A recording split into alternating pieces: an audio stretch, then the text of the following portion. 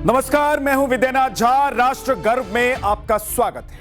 राष्ट्र गर्व हमारा वो खास प्रयास जिसका मकसद हर भारतवासी को उन अनसुनी अनजानी कहानियों से रूबरू करवाना है जो राष्ट्र गर्व की जीवंत मिसालें हैं, भारत का गौरव है और दुनिया में हमारी एक अलग पहचान बनाती है। राष्ट्र गर्व में आज उड़ीसा के प्रसिद्ध जगन्नाथ मंदिर से जुड़े रहस्यों और इतिहास की उन परतों को खोलूंगा जो हर भारतवासी के लिए राष्ट्र गर्व के खजाने की तरह है। राष्ट्रगर्व में आज मैं जगन्नाथपुरी मंदिर पर स्पेशल एपिसोड इसलिए लेकर आया हूं क्योंकि सनातन के 4 धामों में गिने जाने वाले इस ऐतिहासिक पौराणिक मंदिर के खजाने की गिनती आखिरी चरण में। भगवान जगन्नाथ के रत्न भंडार में मौजूद सोने, चांदी और कीमती पत्थरों की डिजिटल इन्वेंटरी बनाई जा रही है। 3D मैपिंग और डिजिटल फोटोग्राफी के जरिए हर एक आभूषण और रत्न को एक खास डिजिटल कोड दिया जा रहा है। इसके लिए रेडियो फ्रीक्वेंसी आइडेंटिफिकेशन यानी कि RFID टेक्नोलॉजी से उन पर बार कोडिंग की जा रही है। इससे भगवान जगन्नाथ के खजाने में किसी भी तरह की हेरा फेरी की आशंका हमेशा हमेशा के लिए खत्म हो जाएगी। अपने अकूत खजाने, अपनी पौराणिक और ऐतिहासिक विरासत और अपने राष्ट्रवादी इतिहास के साथ जगन्नाथ मंदिर हर भारतवासी के लिए क्यों राष्ट्र गर्व का बड़ा प्रतीक है, अब उसकी चौंकाने वाली कहानी आपको बता।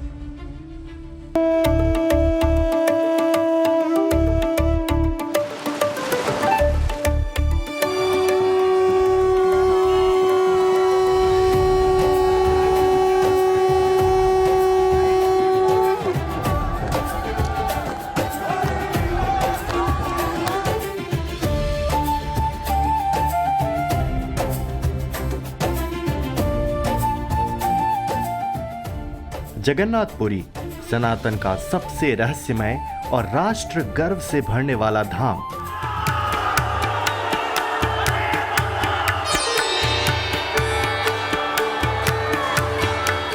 समुद्र के किनारे रेतीली जमीन पर खड़ा 214 फीट ऊंचा वो अद्भुत मंदिर जो भारतीय विज्ञान और वास्तुकला की गवाही है।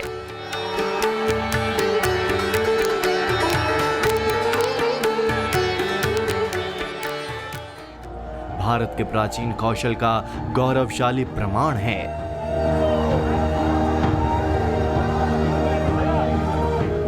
पुरी का जगन्नाथ मंदिर सनातन का वो तीर्थ है जो 12वीं सदी से भारतीय सभ्यता के प्रतिरोध, सांस्कृतिक निरंतरता और राष्ट्रीय एकता का एक जीवंत प्रतीक है।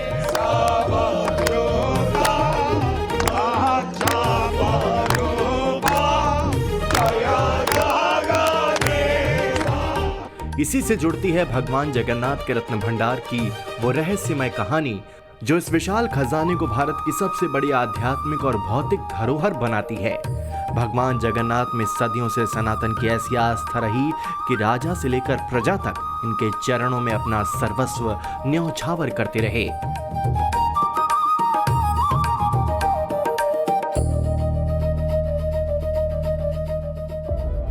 12वीं सदी में उड़ीसा के शक्तिशाली गंग राजवंश ने यहाँ भगवान जगन्नाथ को विराजित किया तो अपने साम्राज्य को उनका साम्राज्य घोषित कर दिया। उन्होंने खुद को राजा न मानकर भगवान जगन्नाथ का केवल एक राउत माना, यानी सेवक या प्रतिनिधि, और यहीं से जगन्नाथ मंदिर से राष्ट्र गर्व की कड़ियां जुड़ती चली गईं।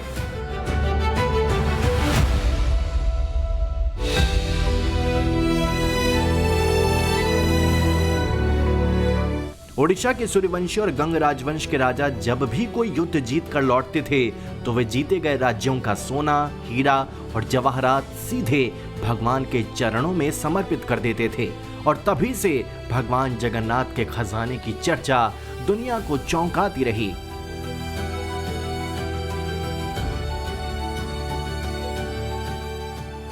दुनिया भर के राजा महाराजाओं और संपन्न भक्तों द्वारा सदियों से दिए गए गुप्त और अमूल्य दान से ये खजाना समृद्ध होता गया। आज भगवान जगन्नाथ के खजाने की गिनती हो रही है तो वो सारी कहानियां दुनिया को याद आ रही हैं।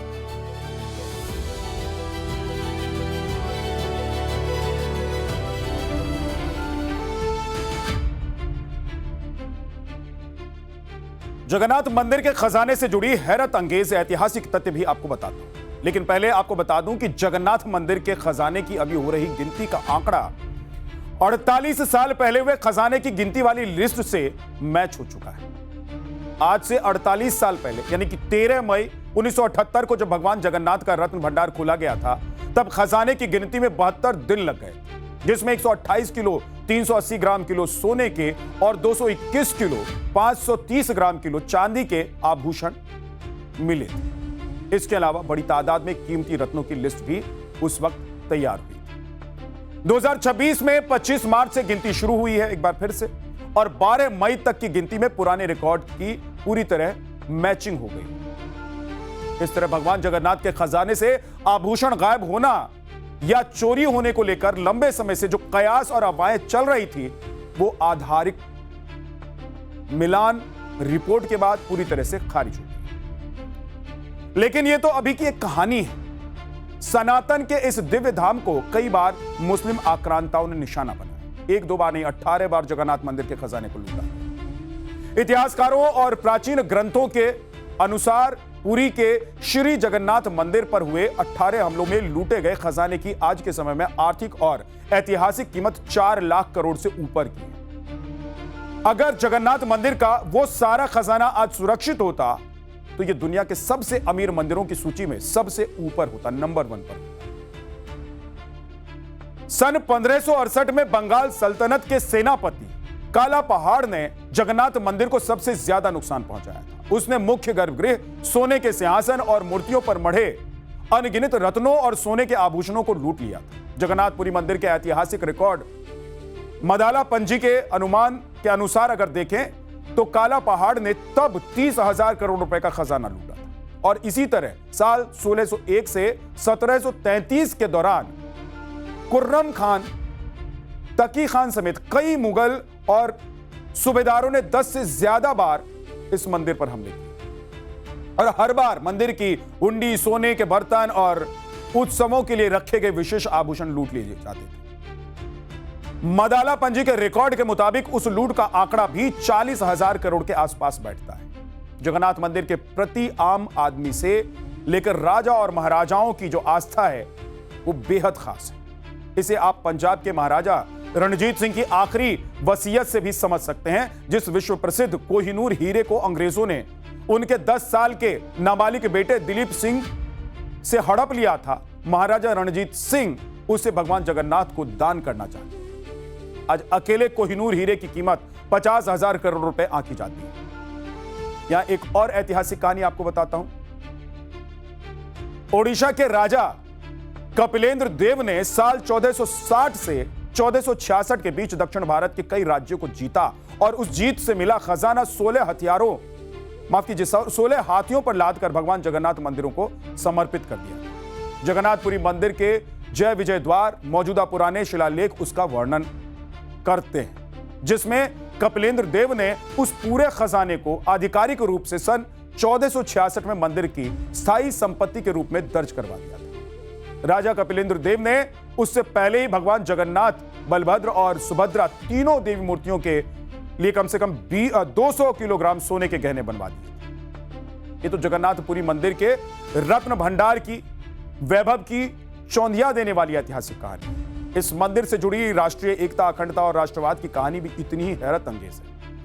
14वीं सदी के उस दौर में जब जातिवाद और छुआछूत चरम पर था, तब पुरी मंदिर ने एक क्रांतिकारी ऐतिहासिक मिसाल कायम की। वहां भगवान जगन्नाथ का महाप्रसाद हर जाति के व्यक्ति एक साथ बैठकर एक ही थाली में ग्रहण किया करते। इस तरह जगन्नाथ मंदिर ने राष्ट्रीय और सामाजिक एकता की बड़ी बुनियाद भी रखी। यह भी राष्ट्रगर्व की कहानी है। वो नियम आज भी जगन्नाथपुरी मंदिर में जारी है। आज भी भगवान का महाप्रसाद जगन्नाथ मंदिर परिसर के भीतर आनंद बाजार में आता है तो उसे इन्हीं मिट्टी के थाल या पत्तों में परोसा जाता है। इस थाल से कोई भी व्यक्ति, चाहे वो राजा हो या रंक हो, अमीर हो या गरीब हो, किसी भी जाति से आता हो, एक साथ बैठकर प्रसाद ग्रहण करते हैं, जो भारत की सामाजिक समरसता का सबसे बड़ा उदाहरण है और राष्ट्र गर्व का विषय है। भारत के इतिहास के सबसे बड़े सांस्कृतिक और सामाजिक सुधारक जैसे कि आदि शंकराचार्य, रामानुजाचार्य, गुरु नानक देव, कबीरदास और चैतन्य महाप्रभु सभी ने पुरी की यात्रा की और इसे भारत की आध्यात्मिक विविधता को एक सूत्र में पिरोने वाला केंद्र माना।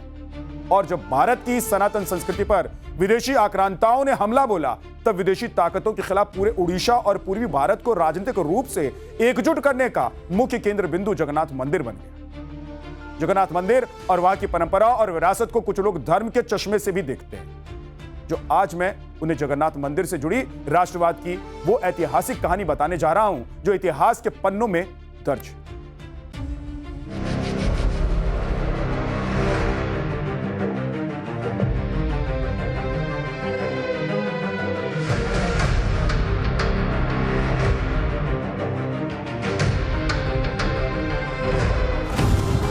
भगवान जगन्नाथ का धाम वो दिव्य धाम है जहां ईश्वर भक्ति के साथ राष्ट्र भक्ति की गूंज भी उठती रही है।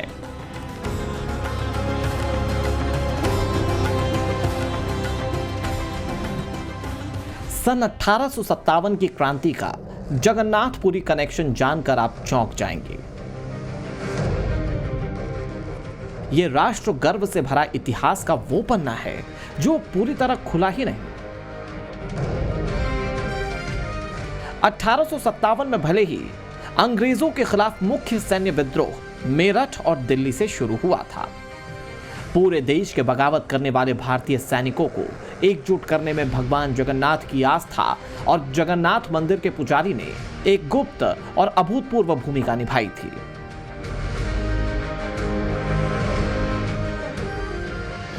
(1857) की क्रांति और जगन्नाथ मंदिर का सबसे बड़ा कनेक्शन चाकी खुंटिया नाम के एक स्वतंत्रता सेनानी से है, जो असल में जगन्नाथ मंदिर के एक पारंपरिक पंडा यानी कि पुजारी थे।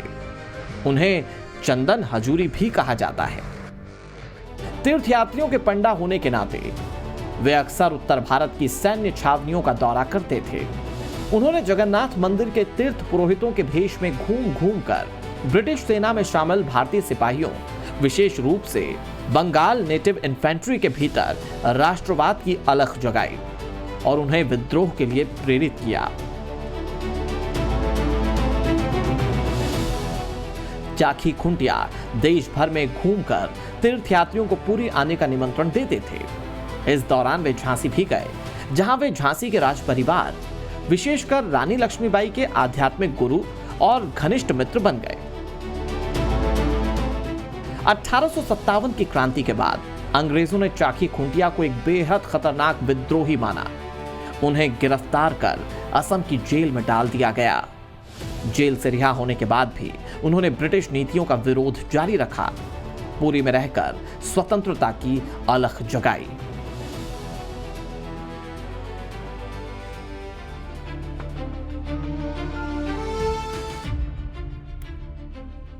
ये थी जगन्नाथपुरी से उठी राष्ट्रवादी सोच की वो कहानी जिसे हमारी आज की पीढ़ी नहीं जानती। इसकी कहानी सन 1803 से जुड़ती है, जब उड़ीसा पर अधिकार करने के बाद ब्रिटिश ईस्ट इंडिया कंपनी ने जगन्नाथ मंदिर के खजाना और चल अचल संपत्ति को अपने कब्जे में लेने की पूरी कोशिश की। अंग्रेजों ने मंदिर से कमाई करने के लिए वहां आने वाले श्रद्धालुओं पर भारी तीर्थयात्री टैक्स लगा दिया। पुरी के गजपति राजाओं और मंदिर प्रशासन ने इसका पुरजोर विरोध किया।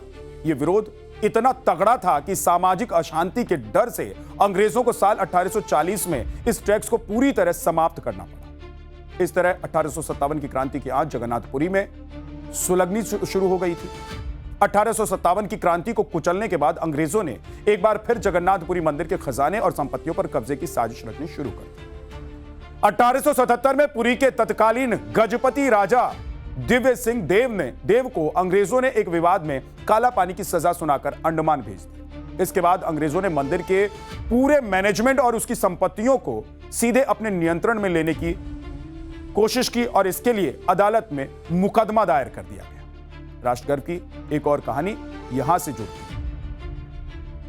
अंग्रेजों ने जिस साजिश से झांसी को हड़पना चाहा था, ठीक वही साजिश उड़ीसा के राजा के साथ भी रची गई थी।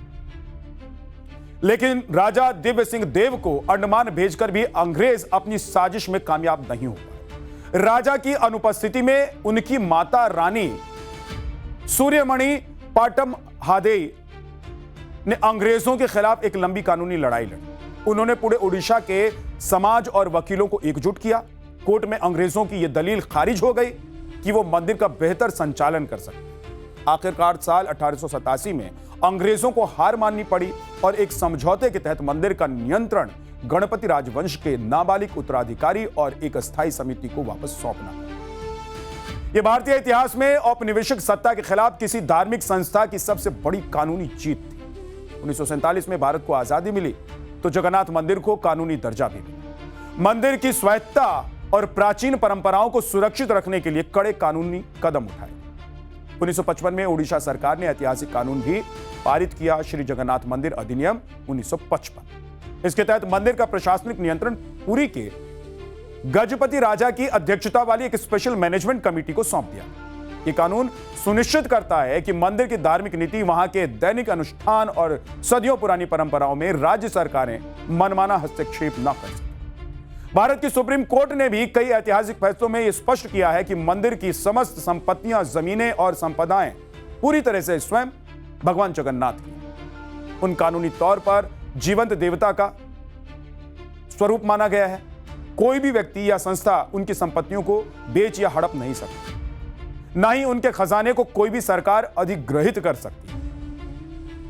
पूरी जगन्नाथ मंदिर का इतिहास, इसके विस्मयकारी रहस्य, विदेशी आक्रांताओं के खिलाफ संघर्ष और इसकी आधुनिक कानूनी दृढ़ता, ये सब मिलकर साबित करते हैं कि यह धाम केवल आस्था का ही नहीं बल्कि अटूट भारतीय चेतना और राष्ट्र गौरव का अद्वितीय मुद्दा है। तो ये थी राष्ट्र गर्व की आज की कहानी। आज आपसे राष्ट्र गर्व में विदा लेता हूं, लेकिन रात 8:50 पर न्यूज की पाठशाला में आपसे मुलाकात हो। नमस्कार।